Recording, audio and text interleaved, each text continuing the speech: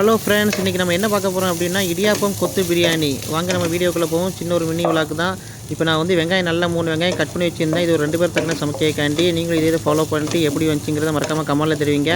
நம்ம சேனலையும் சப்ஸ்கிரைப் பண்ணுங்கள். நான் 3 வெங்காயம் பச்சை மிளகா கட் பண்ணி வச்சுருந்தேன். அதை நல்லா ஃப்ரை பேனில் போட்டு நல்லா ஃப்ரை பண்ணிட்டுருக்கேன். இடியாப்பம் இது வந்து நல்லா ஸ்டீம் பண்ணி ஆல்ரெடி எடுத்து வச்சுக்கிட்டேன். சூர்யா பிராண்ட் இது பார்த்தீங்களா, இதில் தான் துபாயில் விற்கி 10 இடியாப்பம் வரும். ₹4.50 இதோடைய ரேட்டு. 10 இடியாப்பத்தை வந்து அப்படின்னா ஒரு 8 இடியாப்பம் கிட்ட அப்படி பிச்சு போட்டிருக்கேன் தேவையான அளவுக்கு. தலைக்கு 4 பீஸுனால ஒரு ஆளுக்கு 4 பீஸுனால இது அப்படியே நல்லா பிச்சு போட்டு இந்த வெங்காயம் ஆல்ரெடி வதக்கி வச்சுருந்தேன். இன்னொரு ஃப்ரை பண்ண அப்படியே எடுத்துக்கிட்டேன். அதுலேயும் வந்து ஒரு 2 வெங்காயத்தை போட்டிருக்கேன். 3 முட்டையை உடச்சி ஊற்றுவேன்.